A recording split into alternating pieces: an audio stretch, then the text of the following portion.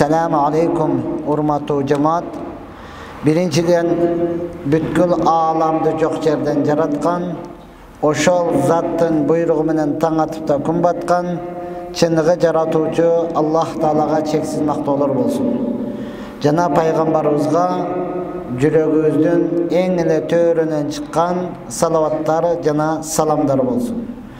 Мактоо жана салаваттан кийин Allah Taala siz биздин ушул убакка чейин кылган кыраатыбызды, окуган намазыбызды, туткан орозобузду, берген садакабызды, дегеле ар бир кылган жакшы иштерибизди толугу менен кабыл кылган болсун. Ошонун негизинде пендечилик кылып, инсандык кылып, билип билбей кылган күнөөлөрүбүздү, чоң кылган жана кичине кылган күнөөлөрүбүздү, ачыктан ачык кылган, ошондой эле жашыруун кылган күнөөлөрүбүздүн бардыгына Allah Taala түп тамыры менен кечирген болсун. Чындыгында Allah Taala мээримдүүлөрдүн мээримдүүсү, Allah Taala ырайымдуулардын ырайымдуусу, Allah Taala кечиримдүүлөрдүн кечиримдүүсү. Allah Taala эзелтеден бар, анын башталышы жок. Allah Taala ар дайым болуучу, анын аягы жок. Allah Taala тирүү, ал эч качан өлбөйт. Allah Taala ар дайым туруучу, ал эч качан уктабайт. Allah Taala ырыскы берүүчү, аны эч ким кайтара албайт. Allah Taala мына ушундай улуу зат, Allah Taаланын улуктугу чексиз. Allah Taala качан, кайсыл убакта эмнени кандай каалаган болсо, дал ошондой кыла алат. Ошондон Allah Taala Кур'ан-ы Каримде сөзүндө айтат: "Астагфируллах, инналлаха ала кулли шейин кадир." Албетте Allah Taala бардык нерсеге кадыр дейт. Чынында эле Allah Taala бардык нерсеге кадыр. Allah Taala кааласа жок жерден бар кылат. Allah кааласа бардан дагы бар кылат. Allah Taala кааласа бүт бардыгыны кайрадан жок кылат. Allah мына ушундай улуу зат, ошондон Allah Taala Кур'ан-ы Каримде айтат: "Ва раббака факаббир." Сен Роббуңду макта. Сен Роббуңду улукта, сен Роббуңду даңктагын деди. Ya Rabbi, Allah Taalаны канча мактасаңыз, Allah ошончолук мактоого татыктуу зат. Мына ушундай мактоого татыктуу зат, Allah сиз бизди жок жерден жаратты, кычыраган күч берди, акыл эс берди, өңү түс берди, ушунчалык сулуулук берди, эки дүйнө бактылуу болсун деп Allah Taala дин берди. Кайсы эркек дин менен жашай турган болсо, толук дин менен жашай турган болсо, анын алган аялы сөзсүз бактылуу болот. Кайсыл аял дин менен жашай турган болсо, анын күйөөсү сөзсүз бактылуу болот. Кайсыл эркек аял экөө тең дин менен жашай турган болсо, анда балдары сөзсүз бактылуу болот. Кайсыл эркек аялдын балдары дин менен жашай турган болсо, ата-эне сөзсүз бактылуу болот. Кайсыл жерде олтурса кенен олтурат, кайсыл жерде жүрсө кенен жүрөт, кайсыл жерде сүйлөсө ойлонбой, оозуну толтуруп сүйлөй алат. Албетте, урматтуу тууган, бүгүнкү күнү бизде муфтиятыбызда берилген тема талак жана ажырашуу туурасында этият болуу деген темада берген экен, урматтуу тууган. Чынында эле бүгүн өтө өкүнүчтүү. Урматтуу тууган, эки адамдын башы бириккенде муну никах. Эркек менен аял бири-бирин табышты, эми экөө баш кошойт деп болсо, муну нике деп коет. Нике кыйлат, экөөнүн башы кошулду. Эми экөө эгерде келише албай калган болсо, анда ошол эки бириккен баштын кайрадан ажырашуусуну муну талак деп коет. Албетте, Allah Кур'ан-ы Каримде айткан: "Ат-талаку марратан." Талак беришлик эки жолу гана. Андан кийин жашасаң толук жашап кеткин, эгер жашай албай турган болсоң, анда өтө жакшылык менен гана ажырашкын деген. Албетте, урматтуу, талак бул машрур, шариатта бар нерсе. Бирок шариатта бар болгондугу менен, урматтуу, Аллахты эң ачуусуна тие турган нерсе мына ушул. Талак албетте адал нерсе. Бирок адал нерседен Аллахтын эң ачуусуна тие турган, шайтанды эң сүйүндүрө турган мына ушул талак. Бул машрур, шариатта бар нерсе, урматтуу, бирок талак бериштин дагы өзүнүн жолу бар, өзүнүн ирети бар. чынында эле тойгозгон болсо, чынында эле Аллахтын өкүмүнө аткарып жашоо кыйын болуп калган болсо, чынында эле ошонун койнунда жатып таң атпай, кыйналып эч жерге батпай жаткан болсоңуз, ажырашууга шарият уруксат берет. Шарият уруксат берет. Бирок азыркы учурдагыдай эмес, урматтуу тууган. Жахилият деп коет, динсиздик доорунда эркек менен аял ажырашканда, динсиз болгондугу үчүн дегеле эркек өзүнүн укугуну шарият жолуну толук билбегендиги үчүн ажырашам деп тойгозгон болсо эле, не дейт эле? 1000 талак, 100 талак, 9 талак деп айтып сала берет эле да. Бүгүнкү күнү дагы ошонун таасири биздин элде бар. Азыр ушунчалык өкүнүчтүү, баш кошконго караганда баштардын ажырашканы көбүрөөк. Жарашканга караганда урушкандар көбүрөөк. Ошондуктан муфтиятыбыз дагы муну бекерден тапшырма кылып бербесе керек. Бизге караганда кайрылгандар көпчүлүк ушул жака барат. Анткени талак бир адам менен чечилбейт, телефон менен дагы чечилбейт, урматтуу тууган. Бул муфтияттын алдыга эркек аялдын кошо баруусу менен, керек болсо күбөлөрдүн кошо баруусу менен барып туруп, же жарашып жашай тургандыгы, же болбосо болду, кол жууп, эки колун мурдуга тыгып кала тургандыгы ошол жерден айтылан турган нерсе. Ошондуктан урматтуу туугандар, албетте Пайгамбар саллаллаху алейхи ва саллям айтты, талак адал нерсе, бирок адал нерседен Аллахтын эң ачуусуна тие турган нерсе мына ушул талак. Адал нерсе, бирок шайтанды эң кубандырып, сүйүндүрүп, белек берип, генерал намын ала турганы мына ошол талак. Ооба, шариятта бар, урматтуу тууган, чынында эле баш коштуңуз, Аллахтын өкүмүн аткарып жашоо кыйын болуп калды. Муну айтуудан алдын, урматтуу тууган, Пайгамбар саллаллаху алейхи ва саллям айткан, кайсыл аял эч кандай себеби жок, себеби болсо дагы өзүнүн нафсани каалоосунун негизинде күйөөсү менен ажырашам деп талак сурай турган болсо, бул аял бейиштин жытын дагы жыттабайт деген, урматтуу тууган. Эч кандай себеби жок. Неге десе, сен мага жакпайсың, болду. Мага жакпай калдың. Кой, ортодо балдар турат, болсо эмне болуптур? Мен башка кетем, сен лучше башка менен жаша. Себеби жок, урматтуу тууган. Албетте ушинтип эле тура берсең, не кыласың анан? Айла жок, жоон бересиң да. Он жоон бересиң, жоону бериштин дагы өзүнүн жолу бар. Береткен тойгозду деп эле Гүлжиги Сатырбековдун айткандай, Надия кылды жанында жатып алып тойгозду дей турган болсоң, анда не кыласың? Өзүнүн жолунда айтылган ат-талaqu ala salasati awjuhin, талак бериштик бул 3 түрүдө болот. Ахсанут талак, талак беришиндагы эң жакшы жолу бар. Ват-талaqu суннат, ошол талактын дагы сүннөт жолу бар. Ват-талaqu бид'a, талактын дагы талак ажырашып атасың, өзү күнөө, андан 5 бетер күнөө бид'ат талагы дагы бар да. Ошондуктан албетте баш кошкон эч бирөөсү ажырашпасын.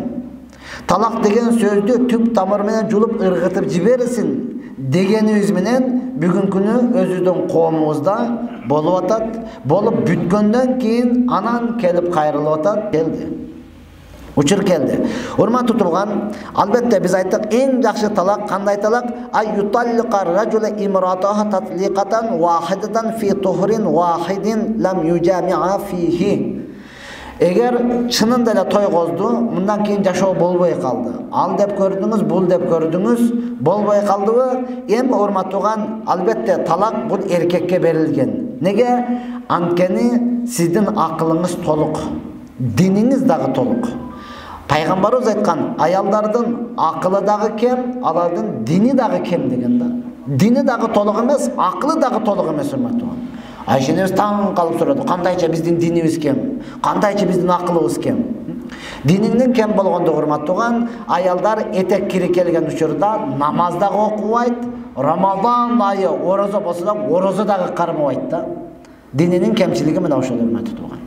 Этек кири келди деп мачитке дагы кирбейт. Намаз вакыт, фарз, этек кири келди, фарзды дагы окубайт. Ояк ары турсун, Рамазан айкын, орозо дагы кармабайт да.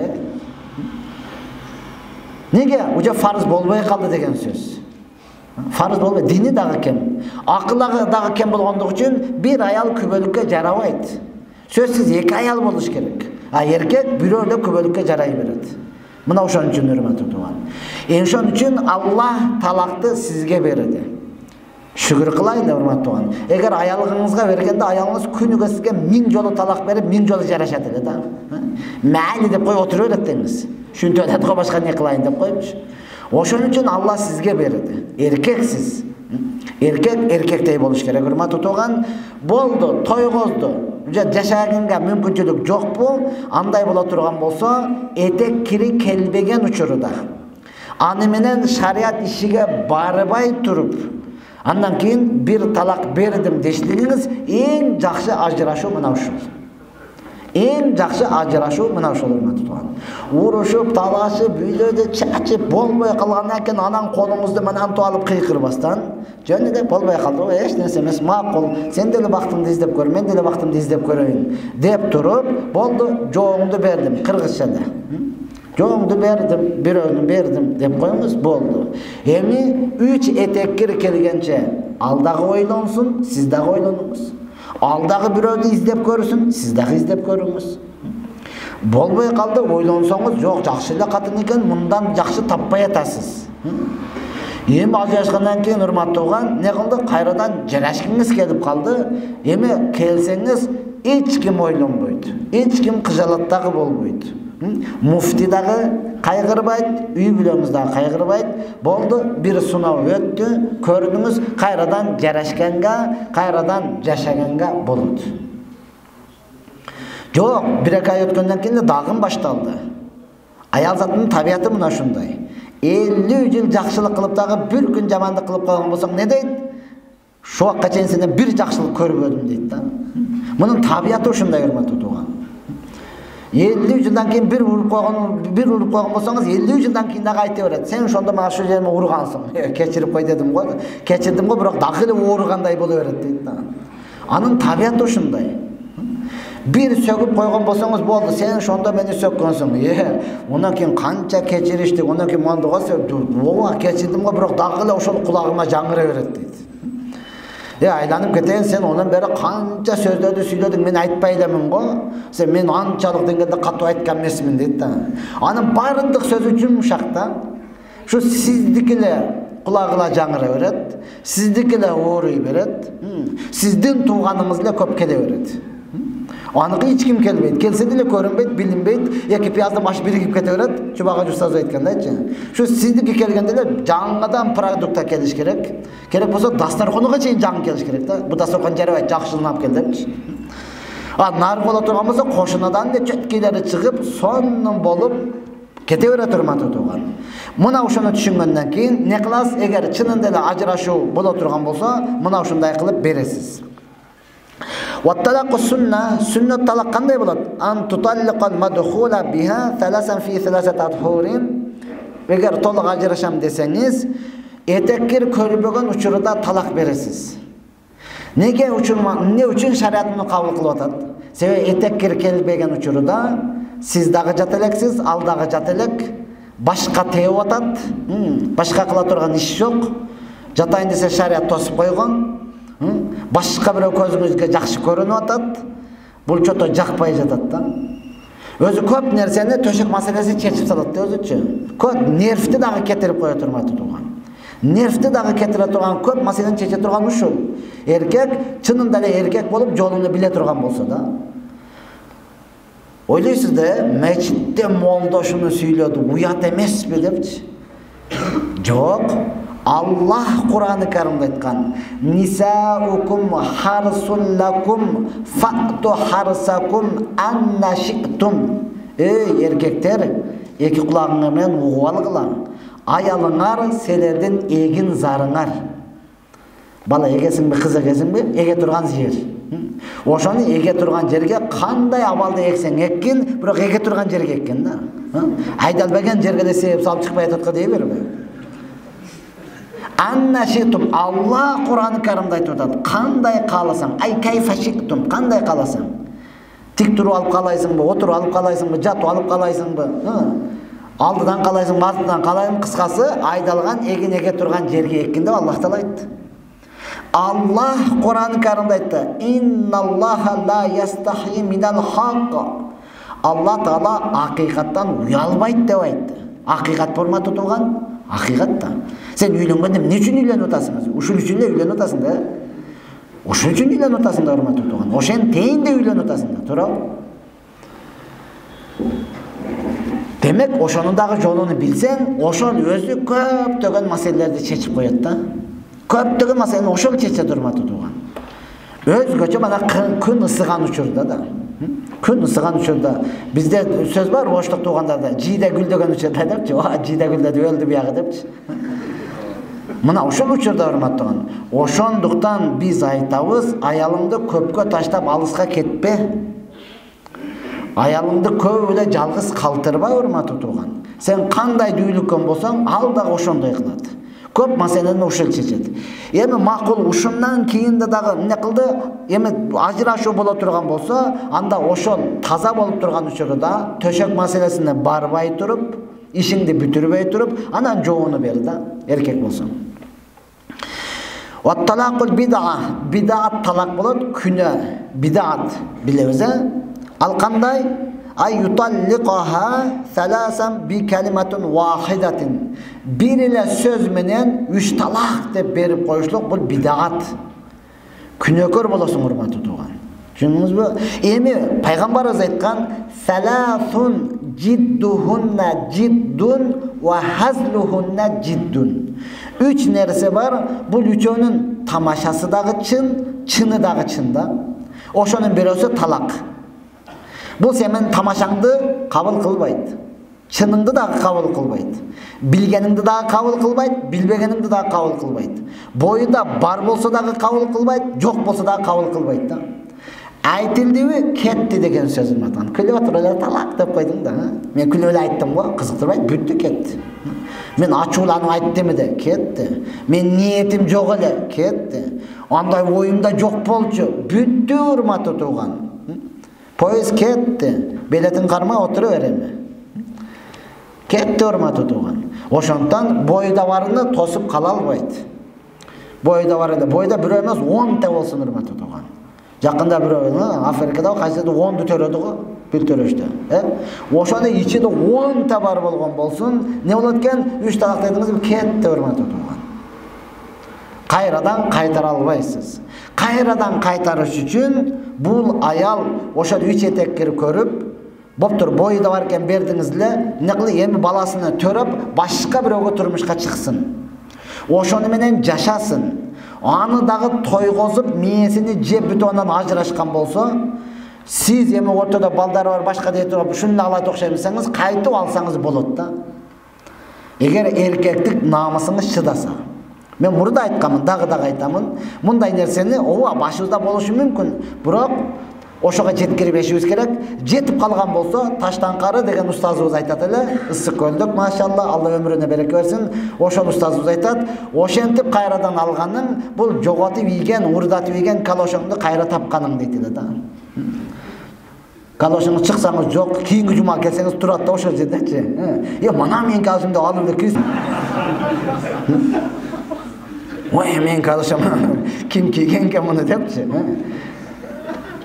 Батпай кайтып алып келип койгон окшойт дедиңиз да, бирок кийсеңиз чоңоюп кеттир да. Мына ушундай дейт, урматтуу турган. Муну неге айтып атам? Сиздин намысыңызга тийиш үчүн айтып атам. Ошондуктан жети өлчөп биркесиңиз. Ага жеткирбей ойлонуңуз, урматтуу турган. Жетип калдыбы, эч нерсе эмес. Эч нерсе эмес, урматтуу турган. Ажыраштыңыз болду. Эми бактыңызды башкадан издей баштаңыз. Жок, таппадыңызбы, кайрадан табасаңыз да эч нерсе эмес. Чоң болсо деле кийип жүрөңүз, зато калышта турабы? Чоң болсо деле кийип жүрөңүз. Өзүңүздүкү го, урматтуу турган. Адал нерсе да, арамга барганга караганда адал нерсе. Мына ошондон эми, урматтуу турган, албетте сиз ушуна жеткирбестен толугу менен ойлонуңуз. Канчалаган адам айтып калат, ортодо балдарыбыз бар. Бала эч нерсени чечпейт. Бала эч нерсени чечпейт.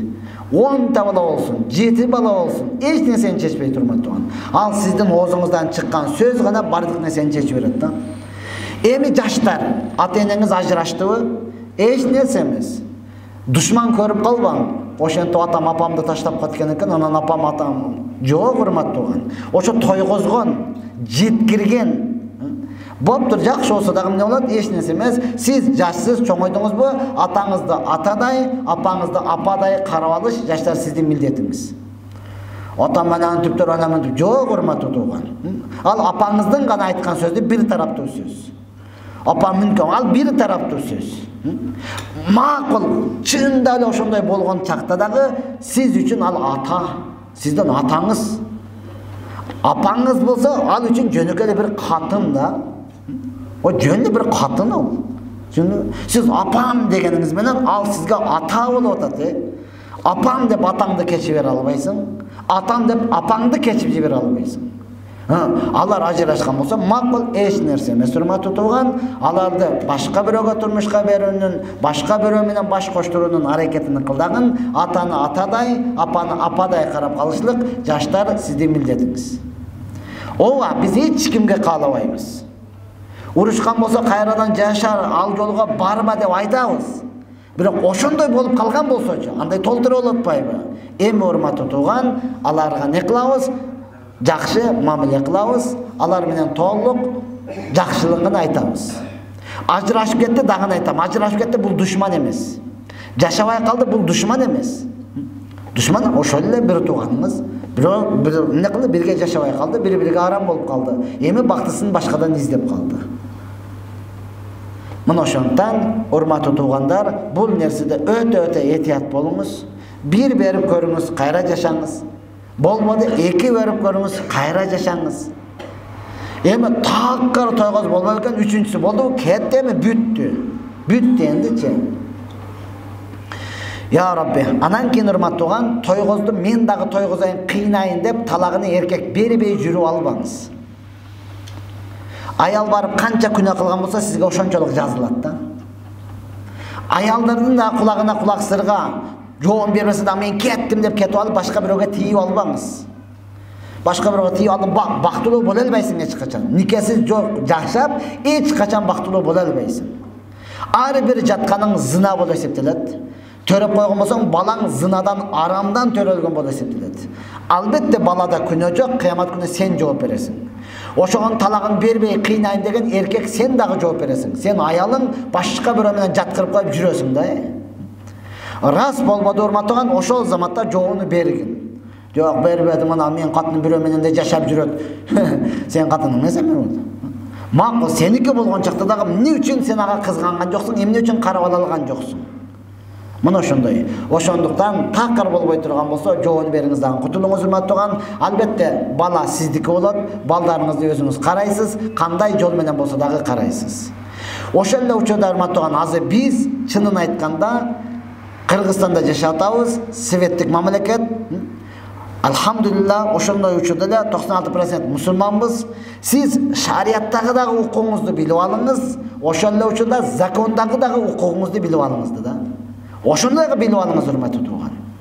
Эгер чында эле урматтууган закондогу укугуңуз, эгер да аялыңыз өзү болбой туруп алды, башка бирөөнү каалап туруп алды, эч кандай себеби жок, балдарды көзгө илбедиби, аялыңыздын өзүнө алимент төлөтүп койсоңуз дагы болот. Ошентип койсоңуз да болот, урматтууган. Ол болбой кетип калып туруп, анан сиз берген андайы жок. Мен шунчалык болуп калды, урматтууган, эгер чынында эле сиз убагында бергенде аялыңызды алганда калымды өтө көп бергенсиз. Ажырашайын десеңиз ошончо акча кетип атат. Талагын бербей хула деп коюш шарият боюнча аял заты талагын кайрадан күйөөсүнөн сатып ала тургандагы жолу бар. Шарият мына ушундай. Мен сага 10 кой эгет бука бергенмин, ошонун бирөөсүн кайтарып бер, 5 койду кайтарып бер. Анан жоогуңду берем дегенге сиздин дагы укугуңуз бар. Сиздин дагы укугуңуз бар, урматтуу туган. Кайнатаңызга ачык эле айтсаңыз дагы болот. Мен калыңын мананча бергем, ошонун жарымын кайтарып бер. Боптур, жарымын пайдаландым, жарымын башка бирөө пайдалансын, бирок кайтарып бер дегенге укугуңуз бар. Албетте, урматтуу туган, эркектик ар намыс шунчалык жашабай турган болсо болду. Жаманды көрмөйүнчө жакшынын кадырыга жетпейт. Siz ушунчалык жакшы деңиз, унчукпай бар деп коюңуз, арадан 1 жыл өтпөстөн кайрадан келет да. Анан ошондо эми бүттү дегенге не кылыңыз? Сиз кенен көчөдө жүргөнгө дагы эркек намысты кармап калганга дагы мүмкүнчүлүгүңүз болот. Ошондон урматтуу туугандар, убакыт деген убакыт экен. Бүгүнкү мына ошол кыскача темабыз ушул болду. Андыктан уккандар, укпагандарга айтыңыздар. Бул тема туурасында изилдеп дагы өзүңүздөр көрүңүздөр, өзүңүздүн укугуңузду өзүңүз билиңиз. Эгер ажырашуу болуп кала турган болсо, мына ошол этияттык жолу менен бирди берип көрүңүз, иддасы бүттү, кетсе кете берсин. Болду урматтууган. Болбоду, экини берип көрүңүз. 3 бердиңизби, эми үмүттүү өзүңүз урматтууган. Bir ооздан эле 3 берип алып туруп, анан тилиңиз күйүп, буяка келип, арманыңызды айтпаңыз. Аллах Таала бардыгыбызга ынтымак, махаббат, тынчтык, биримдик менен жашашты Алла насип кылсын. Аллах Субхана Таала эч бир үйлүү бүлөгө, эч бир балдарды жетим калышканга сибизди себепчи кылбасын. Аллах Таала ар бирибизди алган жарыбыз менен ынтымак, махаббат, тынчтык, биримдикте жашап, ар бирибиздин отобузга акыл эстүү, өңү түстүү, дин менен кыла турган, өзүнүн атына жете турган алим, кари, салих ул кыздар беришин насип кылсын. Аллаху акбар. Ассаламу алейкум.